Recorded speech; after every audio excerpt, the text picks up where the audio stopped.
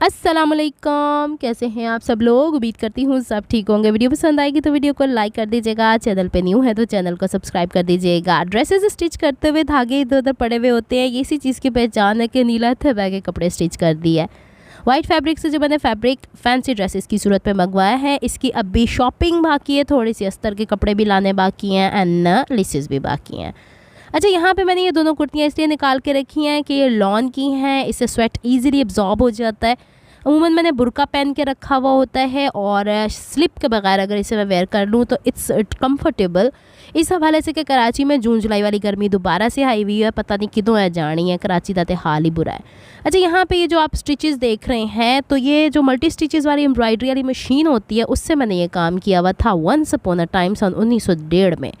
और यहाँ पे नीचे बुकरम में लगा के फिर कागज़ की पट्टियाँ काट के मैं काम करती थी। फिर मैंने सोचा कि ये बहुत ज़्यादा टाइम टेकिंग काम है, तो फिर मैंने इसको साइड पे कर दिया था।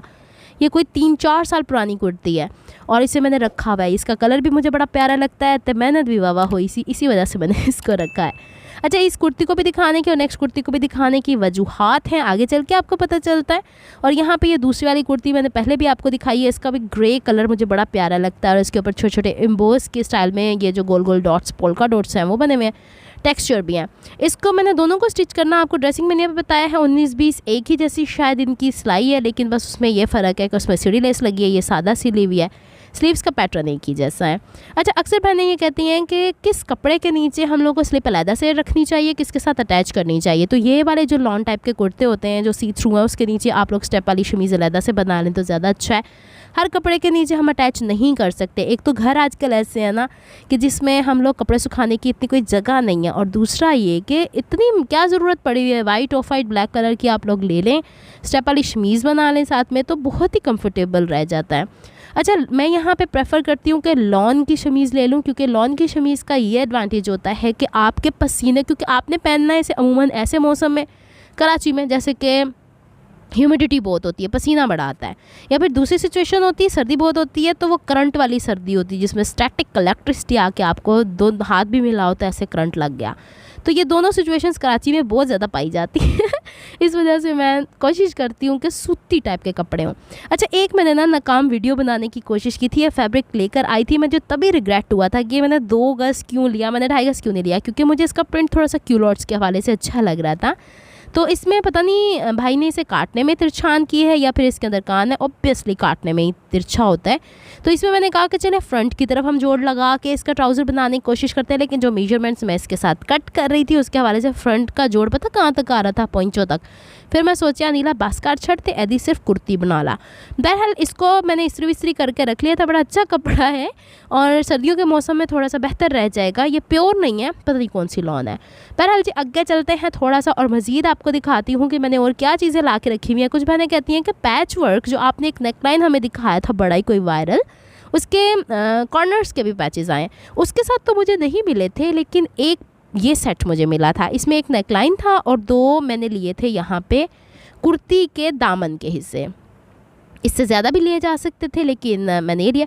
अच्छा, जिस दिन मैं शॉपिंग करने गई थी उस दिन मैंने कोई मैचिंग तो अपने साथ रखी नहीं थी। एक रैंडम टाइम था, मेरी क्लास शुरू होने में आधा घंटा था, मैं कहा चल नहीं नीला थोड़ा जा घूम फिर ला तो वहाँ से मैंने ये नेकलाइन एक वो लिया था और एक ये लिया था, और ये भी डबल ऑर्गेन्जा पे हुआ है और इसके साइडों से हम खुद ही कटवर्क कर लेंगे। काविया से बड़ा अच्छा रह गया, उसको मैंने इस्तेमाल करके देखा है।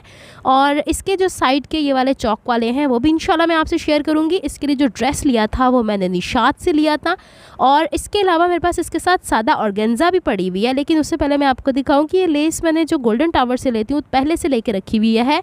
लकीली इसके पैटर्न इससे मैच कर गए, बेशक कि वो सी थ्रू है, लेकिन अगर आप देखें कि वो थोड़ा डल ब्लैक है और लेस थोड़ी सी डार्क जेट ब्लैक है, लेकिन फिर भी कॉम्प्लीमेंट कर रही है। हम पहन लेंगे इसको इसके साथ एडजस्टमेंट्स करके, क्योंकि दामन के ऊपर हमारी हद से हद पैटर्न्स आ रहे हैं और स्लीव के आगे तो लेस लगेगी ना। आगे देखते हैं, अल्लाह मालिक है क्या अक्ल आती है उस वक्त सीते हुए।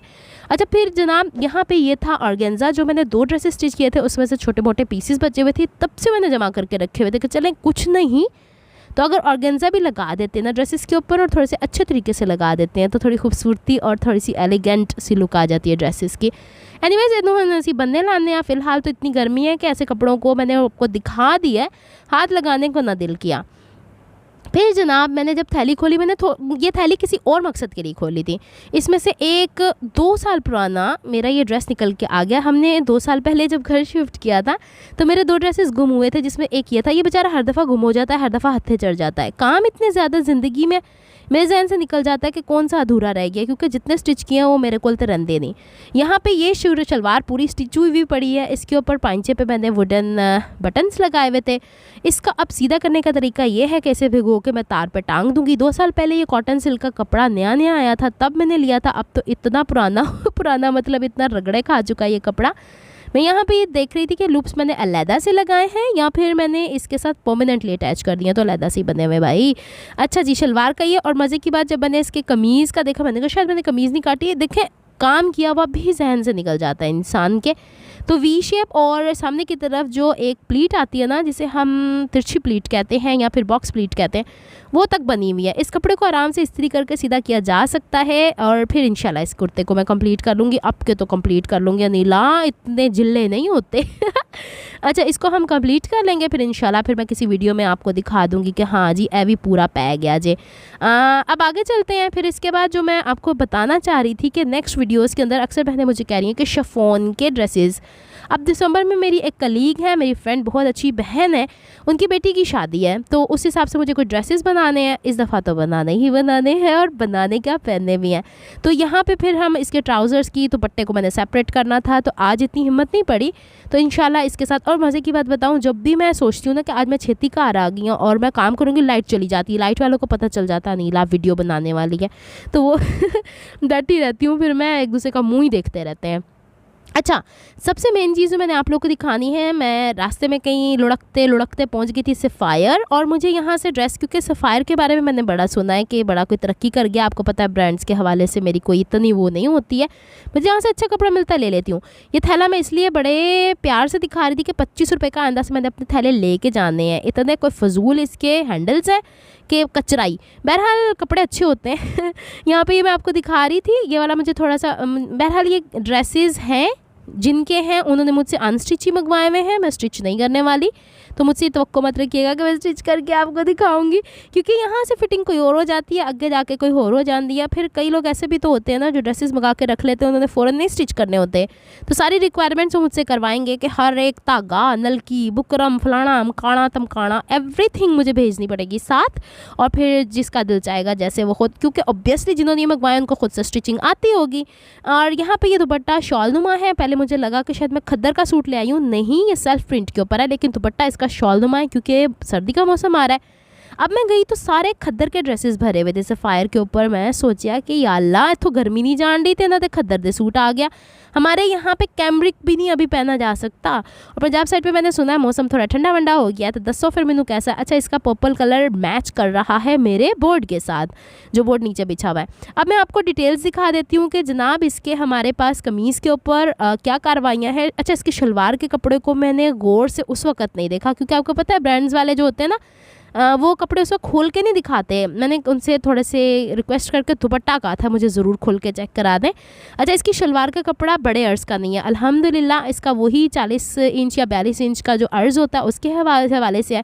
और इसकी शलवार के भी पैचेज़ हैं। जब मेरे पास पैचेज़ आए ना, तो ऐसे थे जैसे कुड़च मुड़च हुए हुए। ये तो मैं आपको दूसरी दफ़ा खोल के दिखा रही हूँ। और मतलब हुआ ये कि एक हफ़्ते में ड्रेस लेके आई हूँ, अगले हफ़्ते तक वैसे ही पड़ा। फिर मैंने पूछा कि मैं खद्दर के ड्रेसेस बाय कर लूँ, तो फिर उसके बाद मुझे पता चला कि हाँ, खद्दर भी थोड़ी सी ठीक रह जाती है फ़ॉरेन कंट्रीज़ के अंदर। अच्छा, ये वाला हमारे पास सेल्फ प्रिंट के अंदर बैग का है, और शुक्र अल्हम्दुलिल्लाह ये यहाँ पे कॉटन है। मैंने खद्दर नहीं उठा लिया। अब मैं जाऊँगी, कोशिश करूँगी अलकरम, वहाँ के कपड़े मुझे पता नहीं क्यों बहुत अच्छे लगते हैं।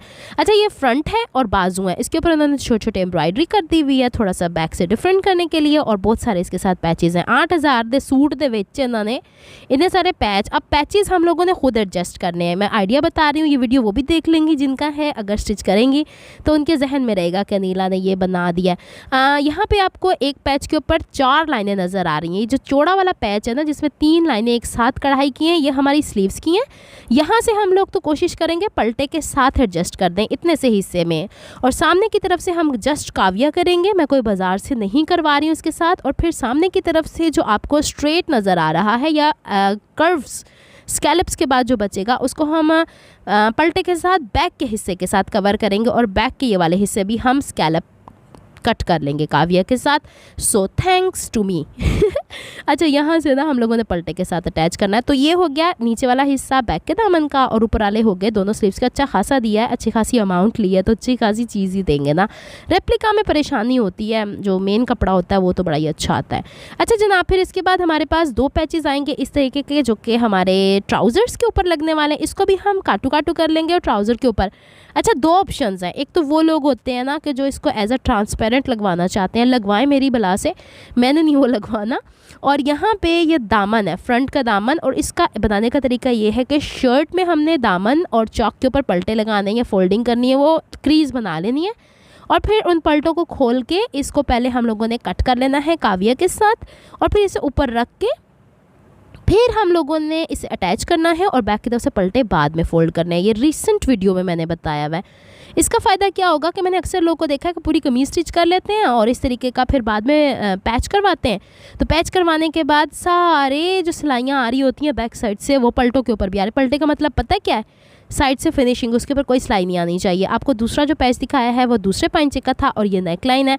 नेकलाइन गोल इसी हिसाब से बनेगा। सामने की तरफ ये काफ़ी चौड़ा गैप है, तो इसको हम बूट पाइपिंग वाले ये वाले गले के साथ बैलेंस कर देंगे। ये मैं इसलिए दिखा रही हूँ कि जिनका ड्रेस है वो आराम से समझ जाएं कि क्या करना है क्या नहीं करना है। यही सब कुछ था जो मुझे आपसे शेयर करना था। उम्मीद करती हूँ ड्रेस भी आपको अच्छा लगा होगा, फिर मेरी मसरूफियात का भी आपको पता चल गया होगा, और आप सबकी दुआओं का बहुत बहुत शुक्रिया। अल्हम्दुलिल्लाह काफ़ी बेहतर तबीयत है मेरी, और दुआ में याद रखना है, और अल्लाह ताला हर एक को रिज़्क़ हलाल कमाने की तौफीक दे। मैं बार बार इसी दुआ के ऊपर बहुत ज़ोर देती हूँ, और हर एक को सेहत और तंदुरुस्ती वाली ज़िंदगी दे। कुछ बहनें मुझसे पूछ रही थी कि यूट्यूब के चैनल को हम किस तरीके से चला सकते हैं, उसकी भी टिप्स दें। तो जितनी मेरे पास इन्फॉर्मेशन है मैं कोशिश करूँगी, हालांकि मेरे चैनल के अकॉर्डिंग वो सब कुछ नहीं है, लेकिन मैं कोशिश करूँगी आप लोगों से शेयर कर दूँ, क्योंकि वो बहनें जो मुझे बहुत पुरानी देख रही हैं उन्हें पता है कि पिछले 5 साल से मैं ये काम कर रही हूँ। Slow and study wins the race, यही होता है ना। मतलब थोड़ा थोड़ा मैं कछुए की चाल चल रही हूँ, अल्हम्दुलिल्लाह यहाँ तक पहुँच गई, आगे अल्लाह मालिक मज़ीद। यहाँ पे रेट सिखा रही हूँ भाई, तकरीबन 8,000 का ये पड़ा। टैक्स तो लाजिम है, जाके आप टैक्स ही भरते रहो। ऑनलाइन कहते हैं कि घर में चीज़ें आती हैं तो टैक्स नहीं भरना पड़ता, मुझे नहीं पता, ना मैंने कभी मंगाया ना मुझे पता। मिलती हूँ नेक्स्ट व्लॉग में। अपना बहुत ख्याल रखिएगा, मुझे दुआ में याद रखिएगा। रब रखा फ़ी अमानिल्लाह, रब की अमान, अल्लाह हाफिज़।